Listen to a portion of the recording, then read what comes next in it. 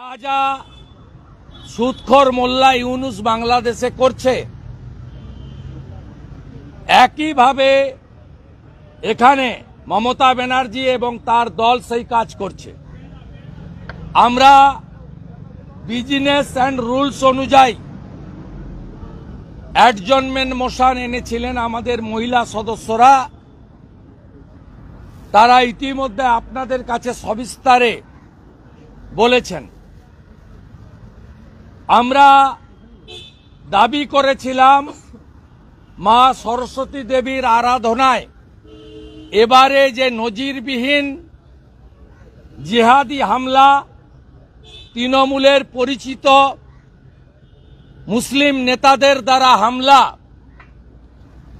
যেভাবে হাইকোর্টের দ্বারস্থ হওয়া, যেভাবে সশস্ত্র পুলিশ আইপিএসদের নেতৃত্বে উপস্থিত থেকে সরস্বতী পুজো, শ্রীপঞ্চমী, পুষ্পাঞ্জলি শিক্ষা প্রতিষ্ঠানে পালন করা হয়েছে এবং বাধা দান হয়েছে, এ নজিরবিহীন।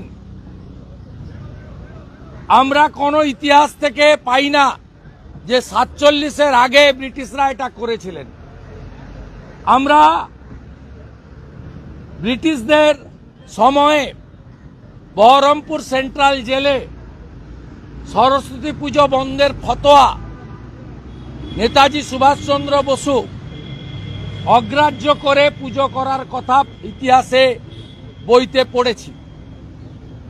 আমরা এবারে যা দেখেছি, আপনারা যা দেখেছেন, ভয়ঙ্কর। আজকে সোমবার, পুলিশ মন্ত্রীর ডে, হোম ডিপার্টমেন্টের ডে, একটা কোশ্চেন অ্যান্সার নেয় না।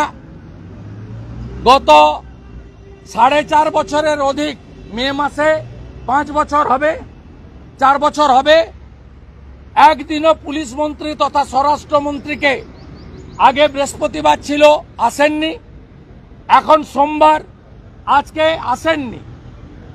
যেখানে আমরা অতিরিক্ত প্রশ্ন, যেখানে আমরা কলিং অ্যাটেনশন দিয়ে মুখ্যমন্ত্রী মহোদয় তথা পুলিশ মন্ত্রী মহোদয়ের কাছ থেকে জানতে চাইতাম যে কেন আলামিন মণ্ডল, হরিণঘাটার নগর উখড়া তৃণমূলের বুথ সভাপতি, তার ছবি ভিডিও দেখা গেছে হেডমাস্টার মশাইকে ধমকাতে, গ্রেপ্তার হয়নি কেন? সাবির আলী, আপনি যে কলেজে ল পড়েছেন বলে দাবি করেন, তিনি গ্রেপ্তার হননি কেন?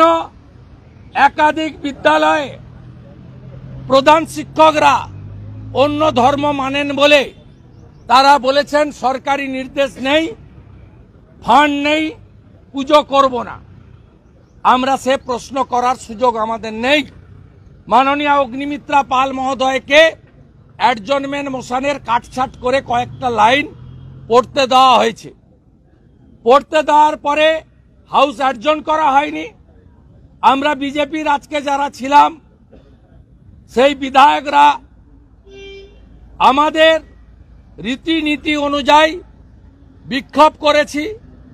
হিন্দু বিরোধী সরকার, দুর্গা ঠাকুর ভাঙা সরকার, কালী ঠাকুর ভাঙা সরকার, বেলডাঙ্গায় মন্দির ভাঙা সরকার, বজবজে লক্ষ্মী ঠাকুর ভাঙা সরকার, হিন্দু বিরোধী সরকার, এই সরকারের বিরুদ্ধে স্লোগান দিয়েছি। আমি লিডার অব অপোজিশন, আমি দায়বদ্ধ আমার এমএলএদের টিমকে লিড করার। আজকের বিজনেসকে আমরা অগ্রাহ্য করেছি, টুকরো টুকরো করেছি ছিঁড়ে, এবং আমরা সেটা উড়িয়ে দিয়ে 10 মিনিটের বিক্ষোভ করে বাইরে বেরিয়ে এসেছি। তারপরেই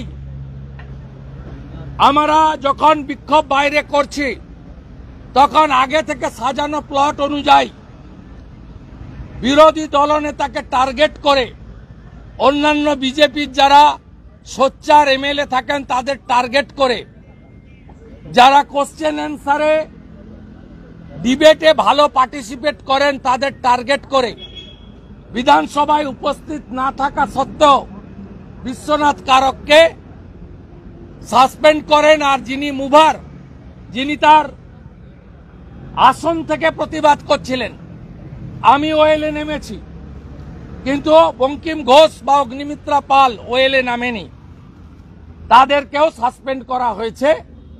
এটা বিরোধী দলনেতা সহ বিজেপি এমএলএদের চতুর্থ সাসপেনশন। প্রথম 2022-এ 5 মাস, তারপরে আবার 1 মাস, তারপরে আবার 2 মাস, মোট 8 মাস হাউসের বাইরে রেখেছে লিডার অব অপোজিশন এবং একমাত্র বিরোধী দল। House belongs to opposition.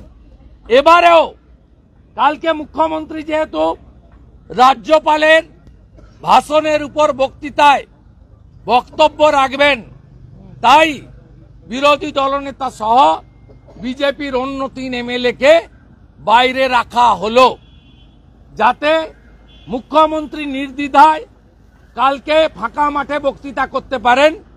এবং আমি পূর্বাভাস আপনাদের বলে গেলাম, ফোরকাস্টিং করে গেলাম, কালকে মুখ্যমন্ত্রীর বক্তৃতা লাইভ স্ট্রিমিং হবে এবং উনি যত মিথ্যা কথা বলবেন তত বাংলার মানুষের থেকে বিচ্ছিন্ন হবেন। আমি গর্বিত, অগ্নিমিত্রা পাল গর্বিত, বিশ্বনাথ কারক গর্বিত, বঙ্কিম ঘোষ গর্বিত।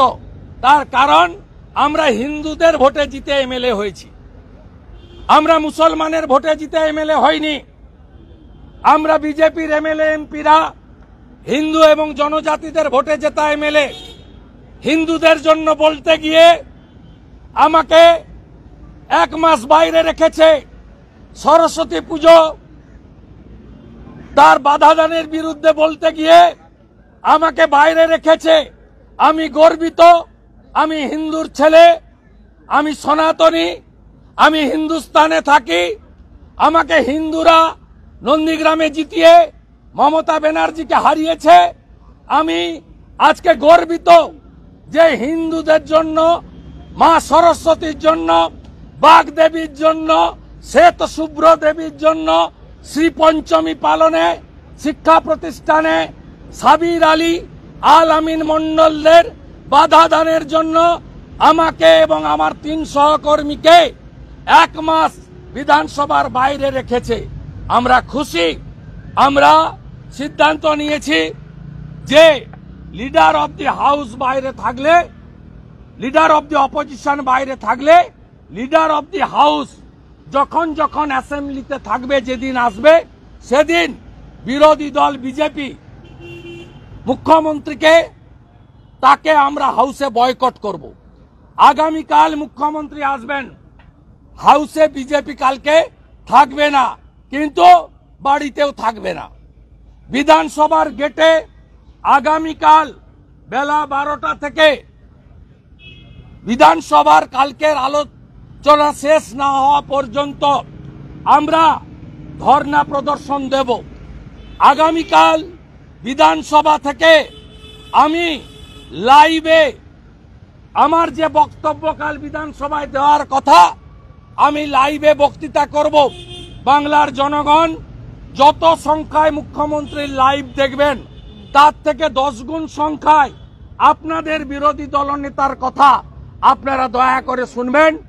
আমরা সকাল বেলায় কালকে ফেসবুকে, এক্স হ্যান্ডেলে, ইনস্টাগ্রামে লিংক দিয়ে দেব এবং আমরা কালকে আমি বক্তব্য রাখব, জনগণ শুনবেন। আর মুখ্যমন্ত্রী এর পরে যেদিন যেদিন সভায় ঢুকবে, সেদিনই মুখ্যমন্ত্রীকে আমরা ধিক্কার জানিয়ে সেম মমতা ব্যানার্জি বলে আমরা হাউসের বাইরে আসব এবং উনাকে বয়কট